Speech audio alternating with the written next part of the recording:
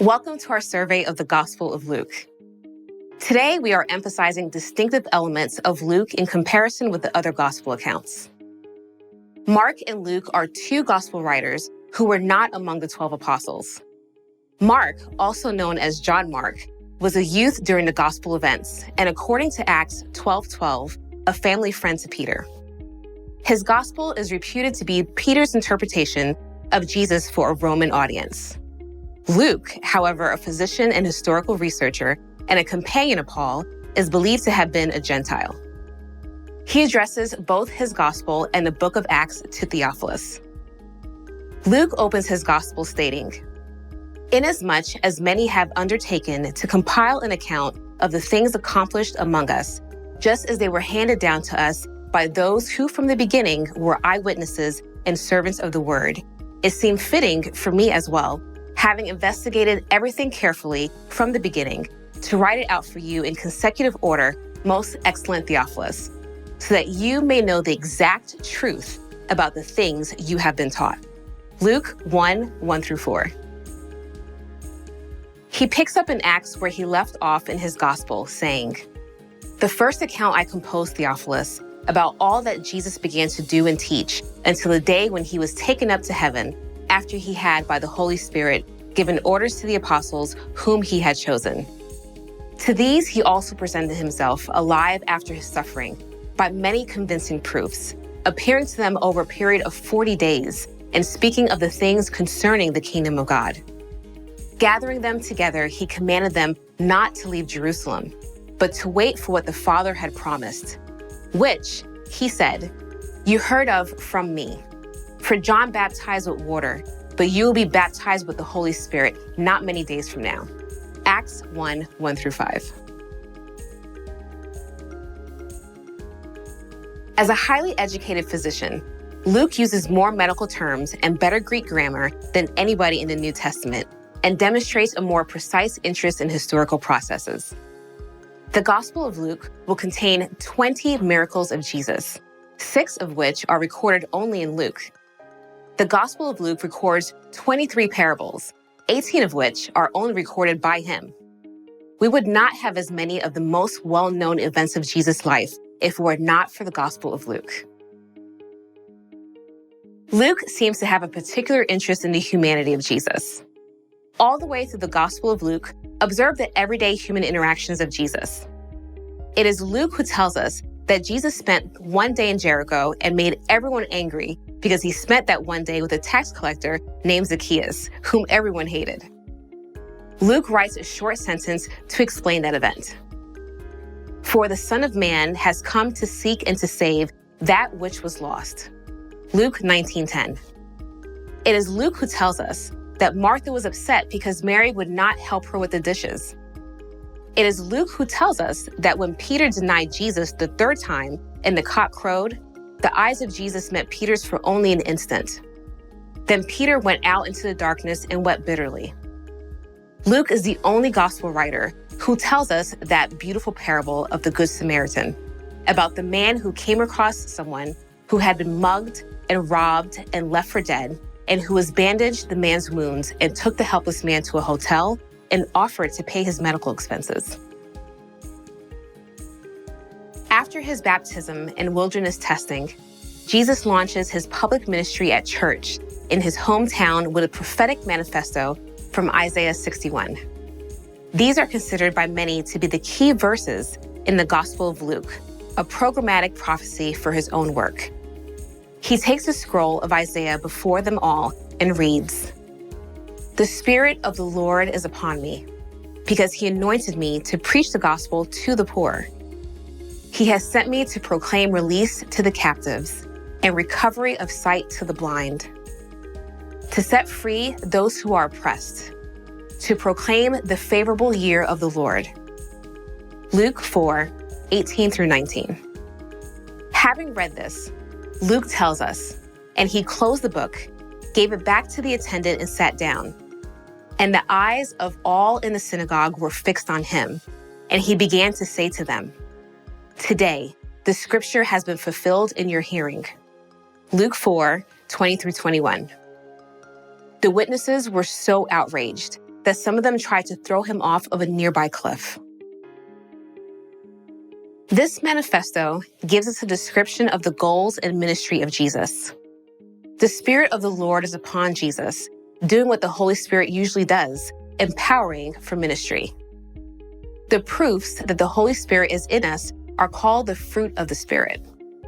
The proof that the Holy Spirit is empowering us for ministry is described as the gifts of the Spirit.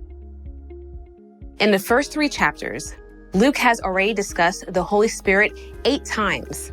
In the 4th chapter of his gospel, Luke makes reference to the Spirit in connection with Jesus 4 times. At the outset of his ministry, Jesus says, "The Spirit of the Lord is upon me." According to Luke, the Spirit led Jesus into the wilderness in Luke 4:1. In the same verse, Luke says, Jesus full of the Holy Spirit in Luke 4:14. Jesus returned to Galilee in the power of the Spirit. Looking deeper, we see that the Spirit anointed Jesus for a mission that involves preaching and miracles and deliverance. He announces, "The Spirit of the Lord is upon me, because he anointed me to preach the gospel to the poor." Jesus says that his message is a gospel. His message is thus good news from the spiritual battlefield, and it is directed to people whom he describes as poor. By the larger context of Jesus' ministry, we know that Jesus does not mean merely economically poor, though many are, but spiritually bankrupt. He came to give sight to the blind, opening blind eyes and blind hearts. Jesus also directed his message to the people who are bound, to the people who are not free. A lot of people are not free. In fact, the majority of people do not do what they want to do. People do what they need to do. People do what they have to do. People do what they are driven to do. People do what they are compelled to do, by selfishness, by habit, by appetite, by addiction, or by lust. You are not truly free until you are free from having to please yourself at other people's expense. Jesus came to break that bondage and to bring that freedom. Are you one of those people? Are you emotionally bankrupt, spiritually blind, destructively driven on by selfish impulse? It is such a delight that Jesus Christ came into this world for people exactly like you. He came to fill hearts with richness, to give insight to the soul, to set people free to be able to love God and love others. Trust him, believe in him, and he will do all these things for you. If this is Jesus' manifesto, then it is an important lens for reading the book. We will use it as we move through the gospel. In Luke chapter 5, there's an incident in which Jesus proves a proclamation from Isaiah at the outset of his ministry. Jesus heals a leper, and news about Jesus spreads rapidly, attracting crowds from near and far. Jesus uses Peter's house in Capernaum as a base of operation, so some of these crowds find him there and surround the house so completely that a certain group of friends bringing their paralyzed friend to Jesus can't get through. These men so thoroughly believe that Jesus is the only hope for their friend. So they literally break up the roof to get their friend in front of Jesus. Try to imagine this scene. Jesus is teaching, and suddenly dirt starts to fall, and pretty soon there's a hole in the roof. Then a man on a stretcher is lowered down in front of Jesus. When Jesus sees their faith, he says to the man on a stretcher in Luke 5:20, "Friend, your sins are forgiven you." When Jesus speaks these words, the religious establishment who has come up from Jerusalem are offended. They are thinking to themselves, who does he think he is? Only God forgives sins. Which of course is accurate. Only God can forgive sins. Knowing what they are thinking, Jesus says, "Why are you reasoning in your hearts? Which is easier to say, 'Your sins have been forgiven you,' or to say, 'Get up and walk'? But so that you may know that the Son of Man has authority on earth to forgive sins," he said to the paralytic, "I say to you, get up and pick up your stretcher and go home." Immediately, he got up before them and picked up what he had been lying on and went home glorifying God. They were all struck with astonishment and began glorifying God. And they were filled with fear, saying, "We have seen remarkable things today." Luke 5:22-26. The purpose of this healing is to prove that Jesus has the authority on earth to forgive sins because Jesus is God.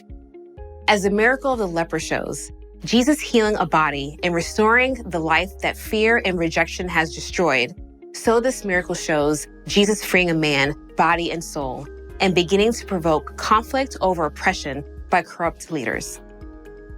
We don't know why this man was broken, but we can stand amazed, like they were amazed, to see Jesus heal him both physically and spiritually. As you read through the Gospel of Luke, observe how Jesus is continuously fleshing out his manifesto. He will give actual sight to the physically blind, stable feet to the lame, hearing to the deaf. Observe also, however, how Jesus' teaching ministry gives sight to the spiritually blind, strengthens the spiritual walk of so many, and opens ears once deaf to God's word. Jesus preaches in sermons, parables, conversations, interviews, and arguments. He teaches through his miracles and acts of divine power and acts of mercy and confrontation. Everything that Jesus is, everything Jesus does, and everything Jesus says is part of the teaching ministry of Jesus, which gives a spiritual sight to the blind. He will break spiritual bondages, like the demonized man in the Gentile region of the Gadarenes, driven to the madness by a legion of demons, and the woman bent double by a spirit for almost 2 decades. He will deliver from the crushing weight of sin, like the tax collector Zacchaeus, the betrayer of his people and thief, and the sinful woman who weeps at his feet and dries tears from them with her hair. As the Gospel of Luke tells us about the manifesto of the Messiah, Luke is saying to us that Jesus looks upon people who are captive by a host of evil and sets out to deliver them. He hasn't changed his mission. He cares just as much today about the people who are chained to alcohol, chained to their lusts, chained to their appetite, and chained to their pride. Jesus Christ remains committed to the path of salvation, the path of mercy, the path of redemption. Jesus Christ remains determined to see people like us set free from foolishness and ignorance and wantonness, free to stop gratifying our own destructive impulses at other people's expense, free to build something beautiful in a world of hearts fraught with ugliness.